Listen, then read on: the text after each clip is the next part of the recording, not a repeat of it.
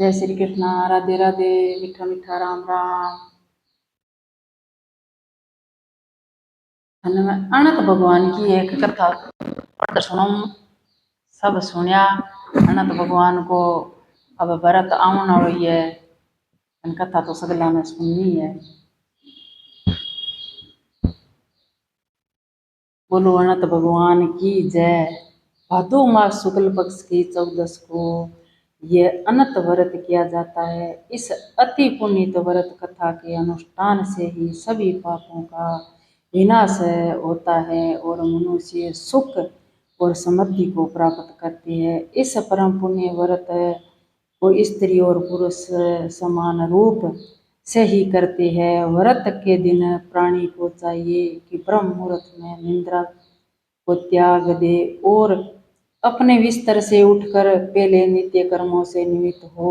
नदी, सरोवर, तालाब अर्थात कुएं के जल से ही नहाना और रेशमी वस्त्र धारण करे। यदि समीपी गंगा है तो गंगा जल से नहाए और शुद्ध होकर अपने मन को अनंत भगवान के चरण कमलों में लगाए और एक रास मन से ही व्रत का निश्चय करे। पवित्र मन से निश्चय करके सभी सामग्री को लेकर जल के किनारे जाए। वहां पर जाकर जंगल को लेप करके शुद्ध बनाए और वहां पर दहली के खंभे स्थापित करके बीच में बांस की टोकरी रखे। गुस्सा का लेकर उसकी शेषनाग की प्रतिमा बनाए और फिर वह टोकरी में स्थापित करे।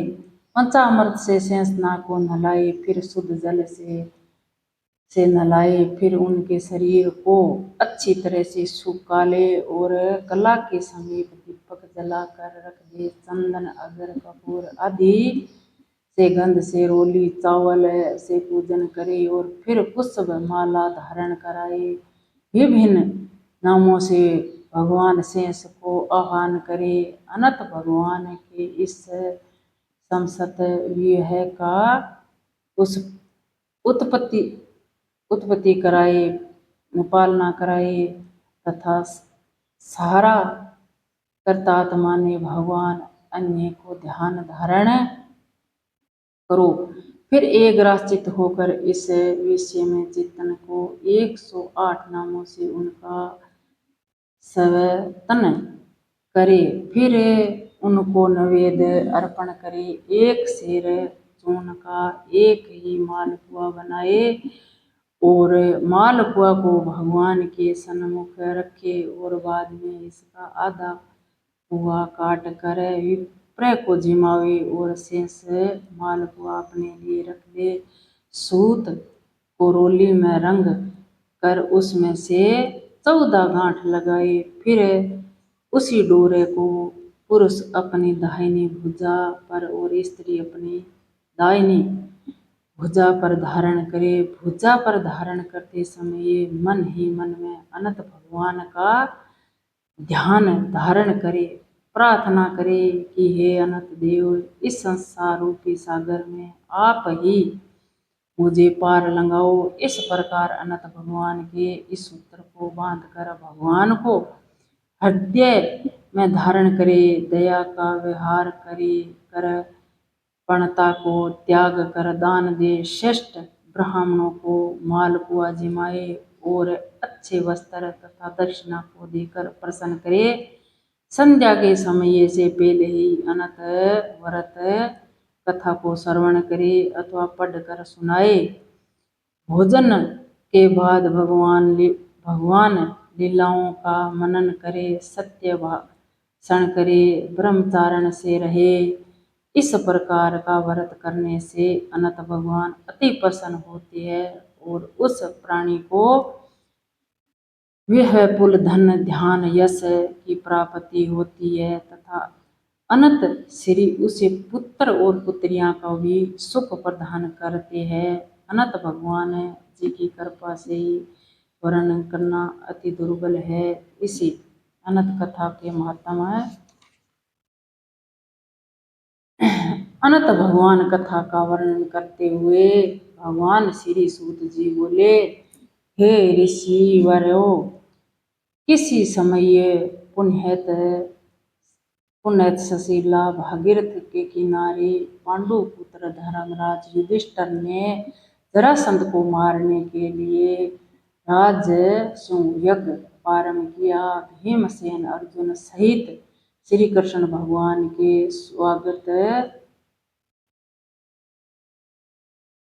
स्वागत पूर्वक अतिथि राजाओं को रत्न जड़ित यशशाला में ठहराए और मोतियों की झालरों से यह शाला इंद्र भवन के समान शोभित हो रही थी। इसी समय में वह कुरुनंदन दुर्योधन ने भी पदार्पण किया।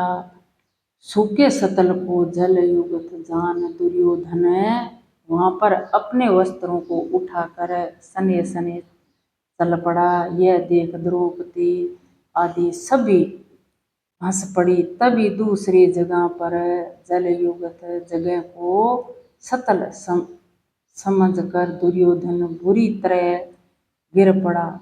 तब तो सभी ऋषि गण राजा लोग तथा समस्त रानियां हंस पड़ी। सबको हंसते हुए देखकर दुर्योधन अनंत कुपित होकर मामा शकुनी सहित वहां से लौट आए, क्योंकि सभी ने भी सलाह दी कि क्रोध को त्याग कर अपने कार्य को देखो और वहां से ही श्रीरंग ही घर को चलो। अति मामा की सलाह से ही श्रीरंगी दुर्योधन घर वापस चला गया। यज्ञ समाप्त होने पर सभी अतिथि राजा राजी होकर घर चले गए। घर पहुंचने दुर्योधन ने युधिष्ठिर आदि पांचों पांडवों को जुए के लिए आमंत्रण किया और जुए में वह सारा धन राज्य गृह कोष सब भी जीत लिया। पाप रहित पांडवों का सब कुछ जीत कर उन्हें वनवास दे दिया। वह लोग द्रौपदी सहित जंगल में जाकर रहने लगे। पांडवों का यह हाल देखकर श्री कृष्ण जी बहुत दुखी हुए और भाइयों को देखने के लिए जिस जंगल में लोग रहते थे वहां पर जा पहुंचे। श्री सूत जी कहते हैं कि हे ऋषिवर, जंगल में दुखित पांडवों ने श्री कृष्ण जी को आते हुए देखा तो हर्ष से गदगद हो सब प्रणाम कर परसम पर आ गए, आ गले मिले। युधिष्ठिर बोले, हे केशव, मैं भर्ताओं और द्रौपदी सहित इस घोर जंगल में दुख प्राप्त कर इस दुख सागर से छुटकारा पा सकूं। यह क्या कोई ऐसी युक्ति है जिससे मैं अपना राज फिर प्राप्त कर सकूं? कोई ऐसी देव की पूजा तथा व्रत हमें बताओ कि आप ही कृपा कीजिए जिससे मैं इस संकट से मुक्त होकर फिर से राज्य धन प्राप्त कर लूं। श्री कृष्ण जी बोले कि धर्मराज, अनंत का व्रत पूजनीय ऐसा व्रत है जिससे सभी प्राणियों के समस्त दोष दूर हो जाते हैं। भाद्र पक्ष के शुक्ल पक्ष की चतुर्दशी को यह व्रत किया जाता है, जिसके अनुष्ठान से सभी कष्टों से मुक्ति मिल जाती है। तब युधिष्ठिर बोले, ये केशव, आपने अनंत व्रत को कहा है, वह कैसा है? क्या शेष भगवान अथवा तक्ष तथा परमेश्वर को ही अनंत कहते हैं?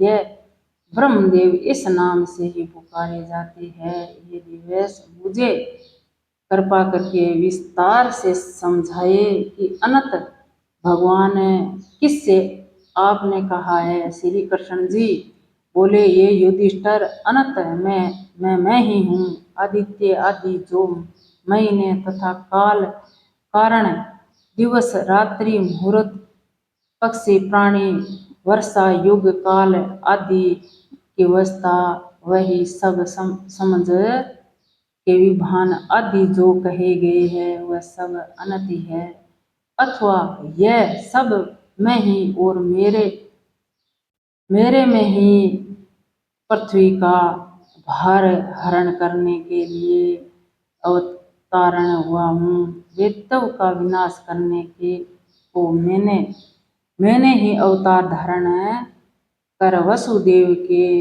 वश को उज्ज्वल किया है। ये युधिष्ठिर, साधु लोग की रक्षा और दुष्टों का नाश करने के निमित्त ही मैं अवतार लेता हूँ। अनादि विधान श्री कृष्ण विष्णु हर शिव वैकुंठ सूर्य चंद्रमा ईश्वर विश्वरूप महान बहु योगी सर्वरूप अनंत 14 इंद्र वसु भारय सूर्य 11वां रुद्र सतवसी समुद्र पर्वत नदी वसक नस्तर दिशा पृथ्वी पाताल तथा भूवादि लोक में समस्त मुझसे ही है। मैं ही इसका निमित्त धारण हूँ। यह निसंदेह सत्य है। युधिष्ठिर बोले, हे जनार्दन, अब कृपा करके मुझे से ही इस व्रत की विधि का वर्णन कीजिए और यही भी कहिए कि इसका फल क्या होता है। यह किस देवताओं का पूजन है। सबसे पहले यह व्रत किसने किया था और फिर किस प्रकार इसका विस्तार हुआ, यह सब वर्णन करके कृपा करे। तब श्री कृष्ण जी बोले कि ये युधिष्ठिर, सतयुग के मध्य में एक ब्राह्मण रहता था जिसका नाम था सुमित था। उसका विवाह वशिष्ठ गोत्रीय भृगु कन्या के हुआ था।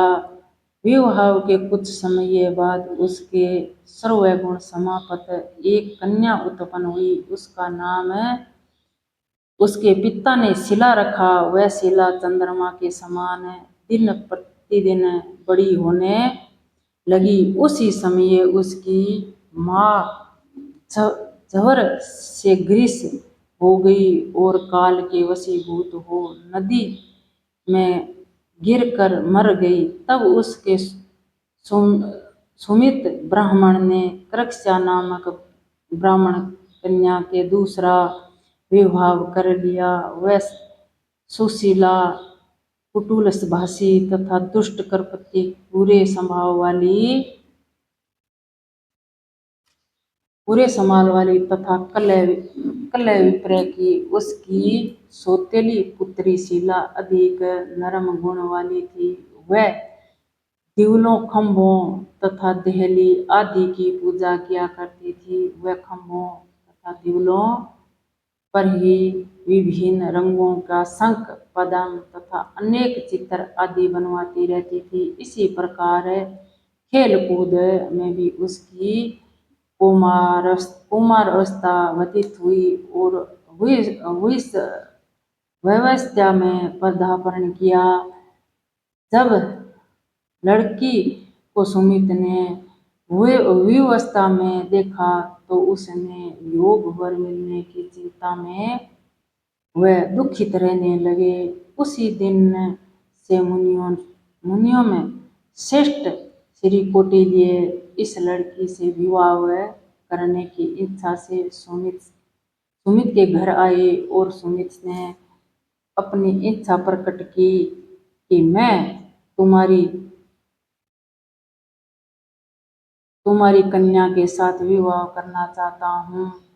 तब तो विप्र सुमित बहुत प्रसन्न हुआ और उसने गृह सूत्र की विधि के अनुसार शुभ दिन नक्षत्र में अपनी लड़की का विवाह कौटिल्य ऋषि के साथ कर दिया। स्त्रियों ने भी मंगल गान किया, ब्राह्मणों ने स्वस्ति वाचक किया तथा बंदीजनों ने भी वीर दावली बखानी। जब विवाह की सभी विधि संपूर्ण हो गई तब सुमित ब्राह्मण ने अपनी पत्नी से कहा कि जमाई को दहेज आदि देना चाहिए। दहेज की बात सुनकर वह दुष्ट अनंत कुपित हुई तथा अपने सब आभूषण एक संदूक के अंदर बंद करके रख दिया और पति से बोली कि घर में तो कुछ भी नहीं है, आप देख लीजिए मैं क्या करूं।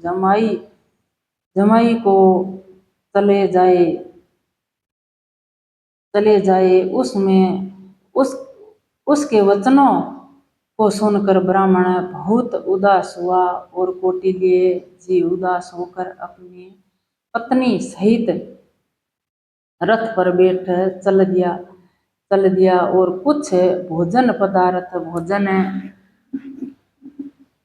से उपरास्त बचा था वह रास्ते में खाने की जमाई के साथ ब्राह्मण ने रख दिया।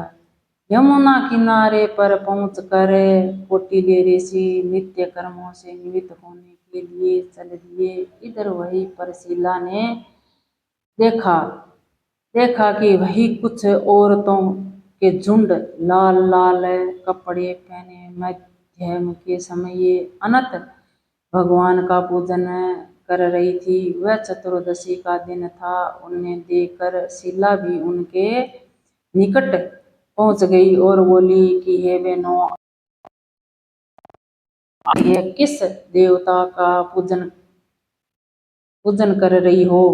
तब फिर उसके प्रश्न के उत्तर में वह औरतों बोली कि हे बहन, यह व्रत अनंत व्रत कहलाता है और हम लोग भी अनंत भगवान की ही पूजा कर रही है। यह सुनकर फिर शीला ने कहा कि मैं भी यह व्रत करना चाहती हूँ, इसलिए आप कृपा करके यह तो बताओ कि इस व्रत का क्या विधान है तथा उसमें किसकी पूजा की जाती है और क्या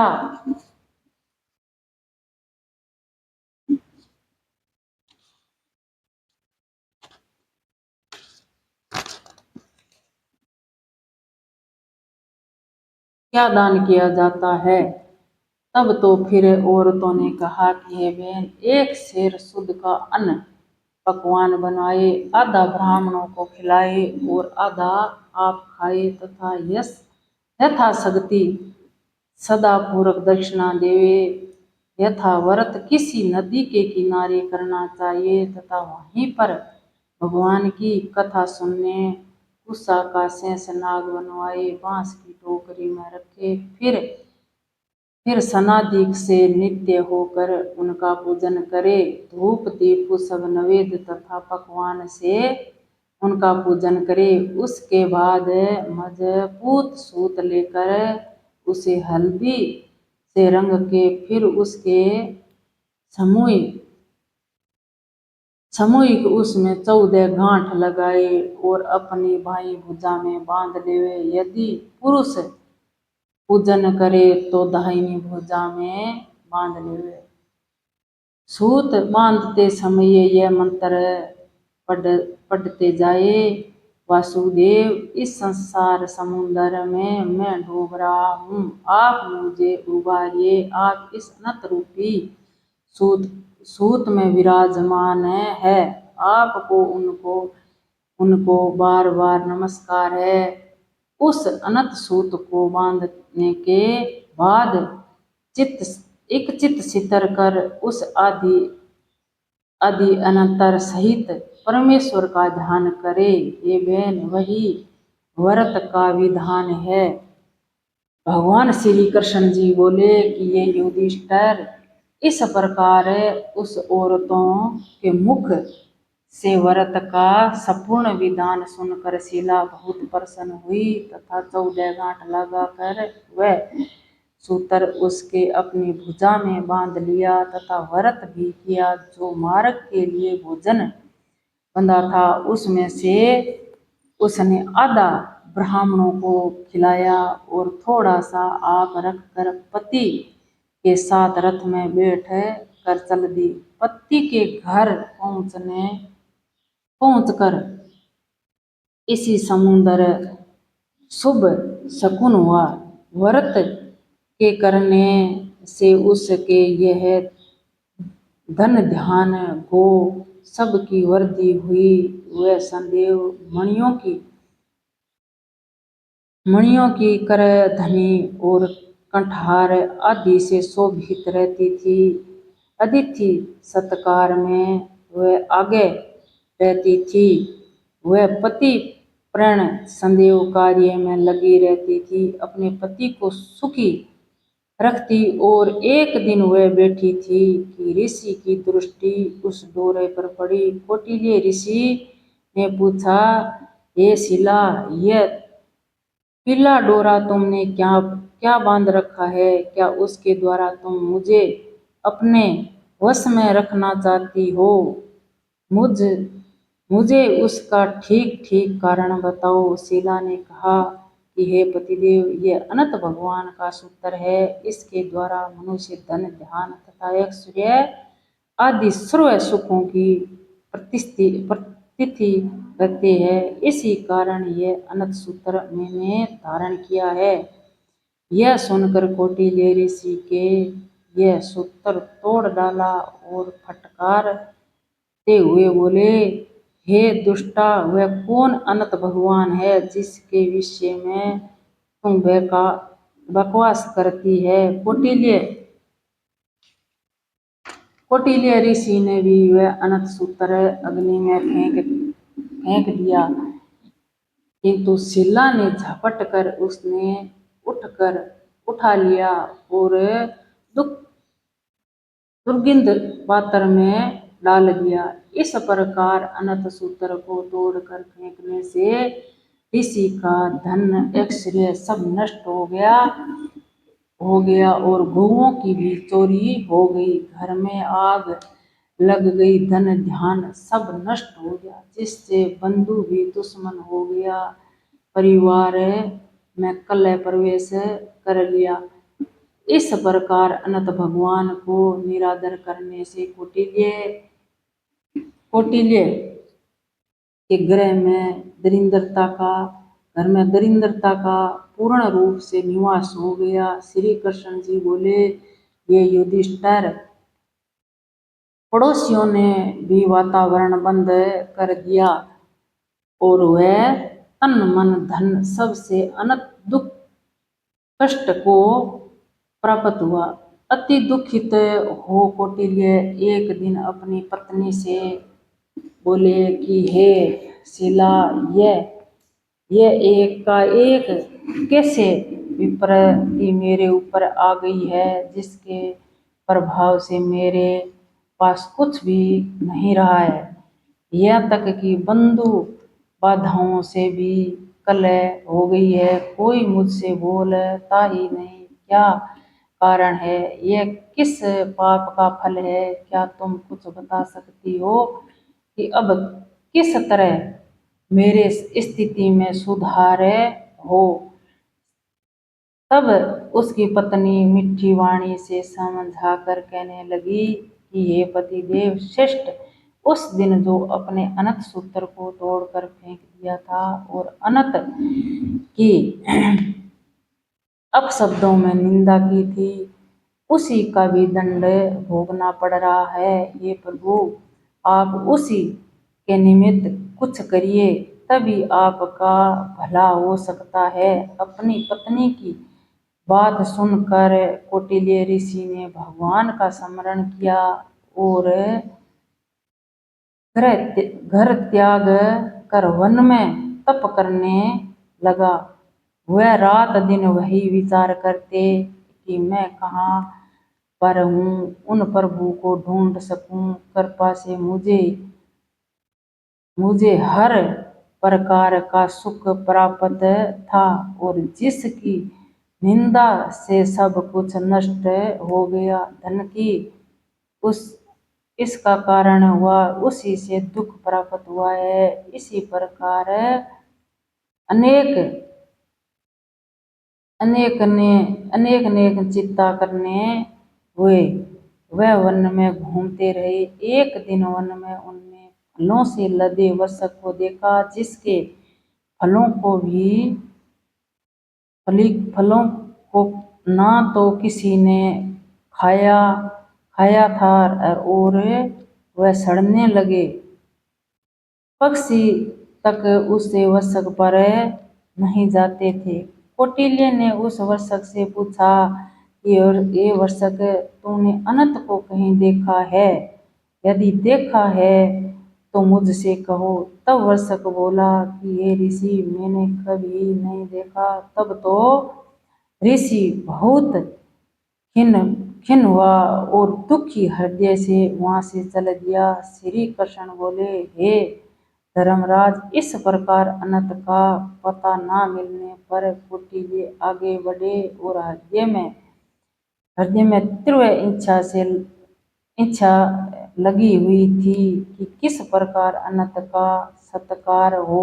उसी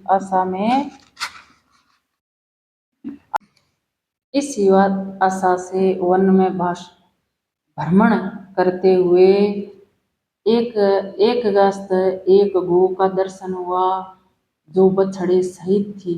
ऋषि ने उससे भी प्रश्न किया कि गौ माता, क्या तुमने अनंत को देखा है?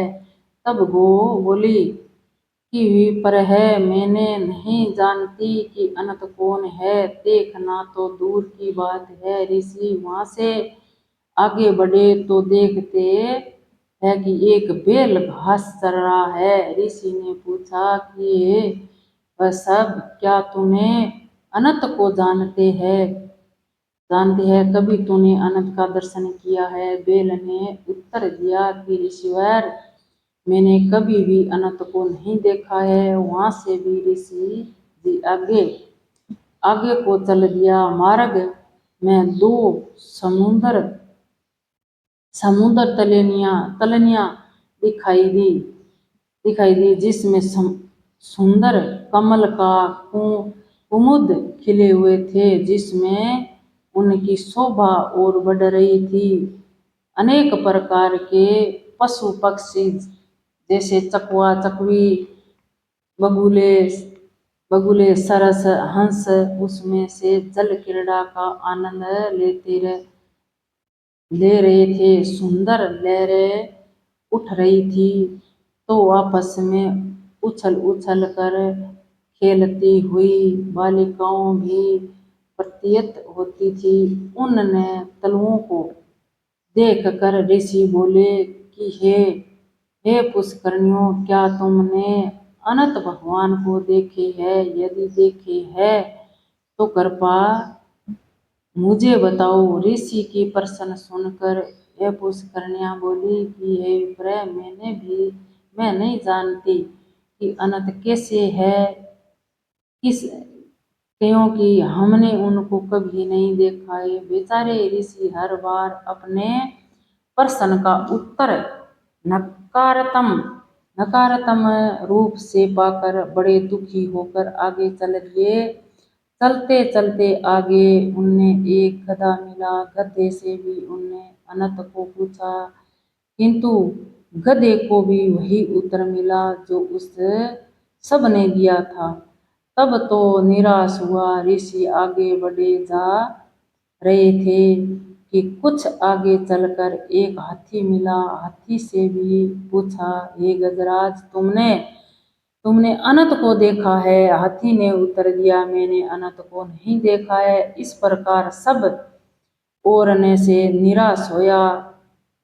निराश हो ऋषि वही जंगल में आंख बंद करके बैठ गए और दुखित इच्छावास लेते हुए परम कतार हो हाय होय करते हुए धाराशाली हो गया। अपने शरीर की शुद्ध भूल गए। इसी प्रकार मूर्छित अवस्था में कुछ देर पड़े रहे। जब होश आया तो अनंत रटते हुए उठ बैठे और वह प्रण किया कि अपना शरीर छोड़ दूंगा, बिना अनंत का दर्शन किए जीवन व्यर्थ है। इस प्रकार प्राणों का मोह त्याग कर ऋषि ने एक वर्ष के फांसी के लिए रस्सी लटकाई। जहाँ फंदा गले में डालने को हुआ कि अनंत भगवान प्रकट हो गया। वह 1 वर्षक विप्र के रूप में ऋषि के निकट आए और प्रेम भरी वाणी से ऋषि का हाथ पकड़कर बोले, ये विप्र मेरे साथ चलो। ऐसा कहकर वो ऋषि के साथ लिया एक पर्वत की कतार में चले गए। ऋषि ने देखा कि वहाँ एक सुंदर पुरियां जहाँ स्त्री पुरुष निवास करते हैं। उसी पुरी में एक दिन ऋषि को अनंत का दर्शन कराया। देव आदि देव संदेव अजय ऐसे विश्व रूपी अनंत को देख कर ऋषि गदगद हो गया और विफल कंठ से स्तुति करने लगे। ऋषि बोले, हे हे पुरंदरी काक्ष, मैं महा अधम और पापी हूँ तथा मैं पाप से ही उत्पन्न हुआ हूँ। आप मेरी रक्षा करो। ऋषि की स्तुति सुनकर अनंत जी बोले, हे ऋषि, आज मैं तुझसे प्रसन्न हूँ।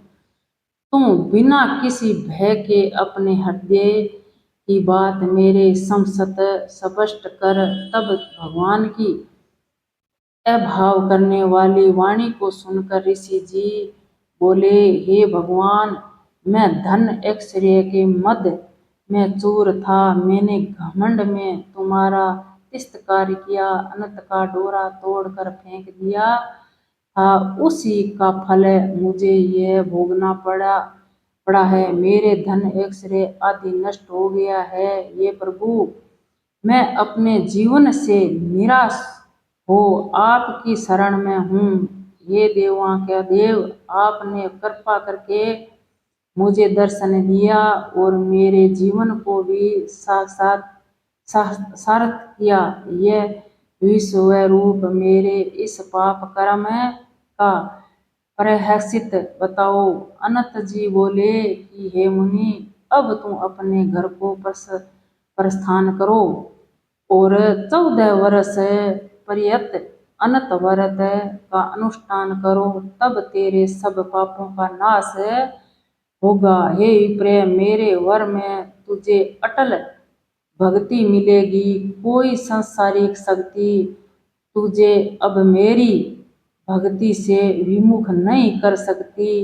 इसी शिला के लिए व्रत की कथा को पठन पाठन करने वाले और शिला के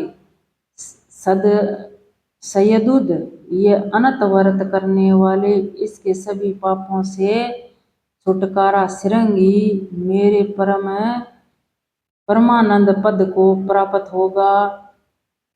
अब ब्राह्मण, तू जिस रास्ते पर से होकर यहाँ तक आया उसी से अपने घर को वापस लौट जा। अनंत भगवान के ऐसे वचनों को सुनकर ऋषि बोले, हे प्रभु, जब मैं आपकी खोज में वन वन भटक रहा था तब मैंने एक जंगल में आम का वर्षक, गो, बेल, कमल, पुष्प शोभित 2 पुरियां, गधा तथा हाथी आदि देखे थे और इसमें मैंने वातावरण भी किया। कृपा कृपा करके मुझे यह बात बताओ कि अनुग्रह कीजिए कि यह सब कौन थे। भगवान बोले, हे विप्र, प्रथम जो आम वर्षक तूने देखा था वह पूर्व जन्म में एक सुविज्ञ ब्राह्मण था जो विद्यार्थी को विद्या दान नहीं करता था। उसी पाप से वह वर्षक हुआ और वहाँ गो पृथ्वी थी। उसने पूर्व ही बीज चुगाया था और बेल धर्म है जो दोनों पुष्करणियों से ब्राह्मण की 2 बालिका थी। वह ब्राह्मणों और अतिथियों का स्वागत सत्कार कभी नहीं करती थी। इसी पाप के कारण वह खुश करनिया हुई और धर्म अधर्म के कारण यह एक दूसरे में लहराती रहती है। वह गधा गधा तो तुझे मिला था, वह क्रोध है, आदि मद है, हाथी मद है, और जो वृद्ध अवस्था में ब्राह्मण तुझे यहाँ तक लाया, वह मैं ही अनंत भगवान हूँ। यह कहकर अनंत भगवान अंतर्यान हो गया। तब ऋषि जी अपने घर को वापस आए। श्री कृष्ण जी बोले कि ये युधिष्ठिर, तब विप्र ने 14 वर्ष पर्यटन तक अनंत व्रत किया और अनंत भगवान जिस प्रकार कथा जिस प्रकार कहा था, वह सब सुखों को भोग कर अनंत समय में भगवान का ध्यान करते हुए उनको धाम को गए। और पांडु, उसी प्रकार तुमने 14 वर्ष अनंत भगवान का व्रत करो और कथा का श्रवण करो। हे धर्मराज, यह समस्त व्रतों में उत्तम व्रत मैंने तुमको कहा सुनाया है। इस व्रत के प्रभाव से ही मनुष्य सभी पापों से छूटकर अनंत लोक को प्राप्त होते हैं। हे धर्मराज, जो जो शुद्ध सरल हृदय वाला आदमी इस संसार में सुख से रहना चाहते हैं, तो विश्व रूप अनंत भगवान का पूजन व्रत करे। अपने हाथ से 14 गांठ लगाकर अनंत देव का डोरा बांध ले। बोलो अनंत भगवान की जय।